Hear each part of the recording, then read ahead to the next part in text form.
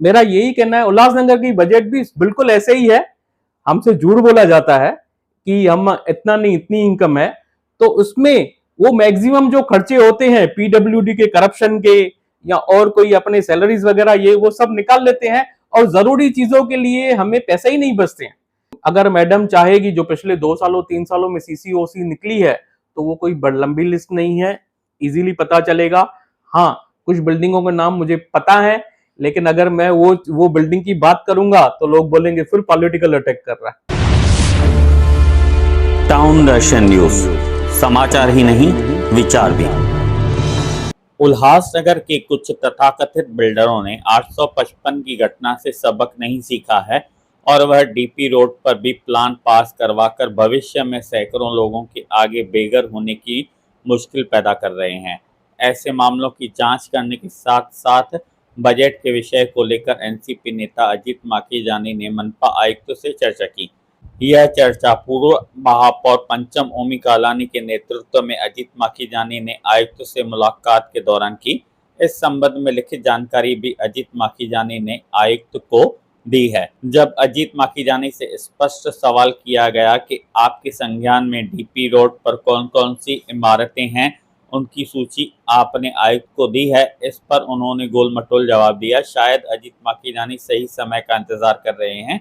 आइए देखते हैं अजीत माखीजानी ने क्या कहा। हम पंचम कालानी जी की अध्यक्षता में कारपोरेटर्स थे, जिनमें राजेश टेकचंदानी, कुमारी ठाकुर, संजय सिंह चाचा, शिवाजी रगड़े और भी कुछ कारपोरेटर्स, और मैं और संतोष पांडे जी, हम लोग कमिश्नर से मिलने गए। उनसे जो शहर के विषय हैं, जो शहर में तकलीफें हैं, उन पे हमारी बहुत अच्छे से चर्चा हुई। बहुत अच्छे से हर एक चीज खुल के डिस्कस हुई कि क्या कैसे कैसे प्रॉब्लम्स हैं, क्या क्या हैं, और जो इम्पोर्टेंट बातें थी, वो जो हमारी नई आयुक्त हैं, आईएएस अधिकारी हैं, महिला अधिकारी जो पहली बार आई हैं उल्लासनगर में, बहुत ही उनकी वर्किंग सिंसियर लगी। इंपॉर्टेंट पॉइंट्स खुद नोट कर रही थी। उनके पीए तो सब पॉइंट्स नोट कर रहे थे, लेकिन जो उनको अच्छा लग रहा था वो पॉइंट्स खुद भी नोट कर रही थी और उनको खुल के अच्छे से डिस्कस भी कर रही थी। और ऐसा लग रहा था कि नई शुरुआत हमारे उल्लासनगर में आ गई है। अगर उन्होंने प्रॉपरली ये बातों पे एक्शन लिया तो एक नया उल्लासनगर हमें देखने को मिल सकता है। आपने इस दौरान कोई मुद्दे उठाए? डेफिनेटली मैंने भी, जो मेरा एक फेवरेट सब्जेक्ट है, बजट के लिए मैं हमेशा बोलता रहता हूं, मैंने बजट का मुद्दा उठाया कि जो उल्लासनगर में इन्फ्लेटेड बजट दिखाई गई है, तो उसके वजह से क्या होता है, बहुत सारे प्रोविजंस जो बजट में दिखाते हैं वो फुलफिल नहीं हो पाते हैं, क्योंकि हमारा मैक्सिमम पैसा जो करप्शन के फंड है, पीडब्ल्यूडी वगैरह, उसमें सब चले जाते हैं और बाकी हमारे पास जो प्रोविजन दिखाए गए उनके लिए पैसे ही नहीं बचते हैं। जैसे कि मैं कहना चाहूंगा, मैंने मैडम को भी वो एग्जाम्पल दिया ट्रांजिट कैंप का, कि ट्रांजिट कैंप जैसे एक एग्जाम्पल दिया मैंने कि पहले बजट में पास किया गया है लेकिन पैसा ही नहीं बचते हैं जो उनके लिए वो जाए। तो मैंने रिकमेंड किया कि जो ऐसे ही अननेसेसरी टैक्सेस वगैरह हम लोग दिखाते हैं उनको राइट ऑफ करें, या तो जीरो बेस्ड बजट, जो मेरा प्रपोजल पहले भी दिया हुआ था, कि उनको आप इंप्लीमेंट करो। और ऐसे भी बोला मैंने कि जो उल्लासनगर की कारपोरेशन की बजट है, वो पूरे इंडिया में किसी भी कारपोरेशन में ऐसी बजट पेश नहीं की जाती जैसे उल्लासनगर में की जाती है।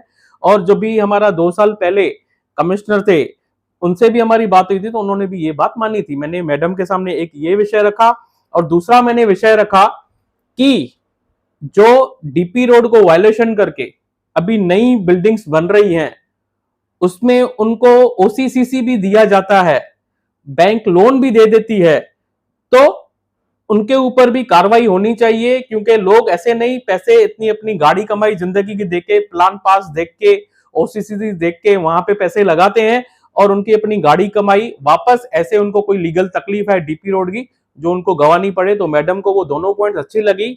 उन्होंने स्पष्ट किया अपने पीए को बुला के कि राइटिंग में ये पॉइंट्स मेरे से लीजिए और डायरेक्ट मेरे ऑफिस में पहुंचाइए।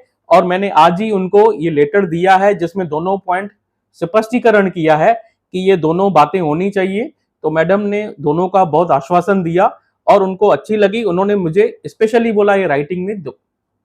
अजीत जी, हमने पिछले कई समय से देखा है कि उल्लासनगर का जो भी बजट बनाया जाता है उसमें हमेशा डेफिसिट ही होता है, यानी कि मनपा की कमाई कम है और उसके खर्चे बहुत ज्यादा।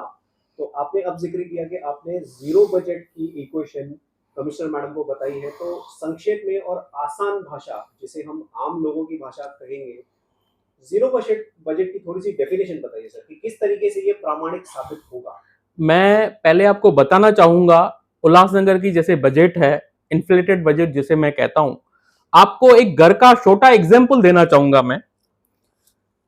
सपोज आपकी इनकम, आपकी सैलरी है 75,000 रुपीज, लेकिन आपने अपने वाइफ को बताइए मैं 1 लाख रुपया महीना कमाता हूं। वो हाँ, तो आपने घर पे झूठ बोला है, लेकिन घर का बजट वो मैडम ही बनाती हैं, भाभी जी ही बनाएगी। वो 1 लाख उसके माइंड में रहेगा कि 1 लाख अगर हमारे घर पे इनकम आने वाली है, वो हिसाब से वो बजट बनाएगी।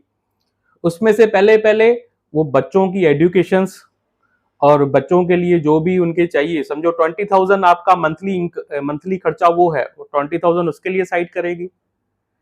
30,000 खाने पीने के घर के नेसेसरी चीजों के लिए आपके खर्चे आएंगे, 30,000 उसके लिए साइड करेगी, मतलब 50,000 आपका गया। उसके बाद जो 25,000 वो समझो सेविंग करती हैं कि चलो हमारे घर पे छोटी छोटी सेविंग्स होनी चाहिए। एफडी में पैसा जाता है, या लेडीज मोस्टली पोस्ट ऑफिस में या छोटे छोटे चिटफंड में पैसे डालती हैं, उसमें पैसा डालेंगे। बाहर घूमने फिरने जाएंगे, हम लोग रेस्टोरेंट जाएंगे, मूवीज पे जाएंगे, कपड़े लेंगे, उसके लिए 25,000 उन्होंने प्रोविजन किया। और 25,000 आपके ऊपर हाउसिंग लोन है, तो वो बोलेगी 25,000 तू हाउसिंग लोन भर, ये 75,000 मैं यूज करती हूं।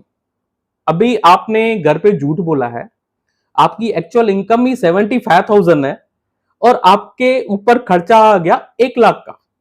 75,000 आपने घर पे दे दिए, आपको हाउसिंग लोन भरने के लिए पैसे ही नहीं है 25,000, तो आप किधर न किधर प्रॉब्लम में आओगे। अभी नहीं, 3 महीने बाद, 4 महीने के बाद आप प्रॉब्लम में आओगे। तो मेरा यही कहना है कि अगर आपने घर पे पहले ही 75,000 बता दिया होता, तो आपके घर में आपकी वाइफ दूसरे खर्चों में कटौती करते, वो 75,000 में पूरा करती और आपका हाउसिंग लोन भी बढ़ जाता। मेरा यही कहना है, उल्लासनगर की बजट भी बिल्कुल ऐसे ही है। हमसे झूठ बोला जाता है कि हम इतना नहीं, इतनी इनकम है, तो उसमें वो मैक्सिमम जो खर्चे होते हैं पीडब्ल्यूडी के, करप्शन के, या और कोई अपने सैलरीज वगैरह, ये वो सब निकाल लेते हैं और जरूरी चीजों के लिए हमें पैसे ही नहीं बचते हैं। मेरा वही कहना है, इसके लिए मैंने बोला है जीरो बेस्ड बजट क्या होता है कि सब न्यूली स्टार्ट करो। जो पुराने प्रोविजंस हैं क्या है, अभी वो ऐड नहीं करके आप नए सिरे से बजट बनाओ। मतलब आप घर पे सच्चाई बताओ कि हम लोग, भाई मैं 75,000 ही कमाता हूं, वो हिसाब से 25,000 उसमें से हाउसिंग लोन जाएगा मेरा, वो तो देना ही है, बाकी 50,000 में एडजस्ट करो। तो ऑटोमेटिकली सब खर्चे, घूमने फिरने के खर्चे को कटौती होगी, मूवीज की थोड़ी कटौती होगी और आपका घर बरोबर चलेगा। आपने डीपी रोड पर जो प्लान पास हो रहे हैं, सीसी और ओसी दिए जा रहे हैं, वो विषय भी उठाया है। तो क्या आपने कोई लिस्ट कमिश्नर को दी है, जैसे लोग उनमें फ्लैट ना लें और बच सकें? देखिए, अभी मुझे भी पूरे उल्लासनगर में नहीं पता कि कौन सी डीपी रोड की वायलेशन की गई है, हाँ, लेकिन ऑन पेपर देख के समझ में आता ही है। वो टाउन प्लानिंग डिपार्टमेंट को सबसे पहले पता रहता है कि कौन से।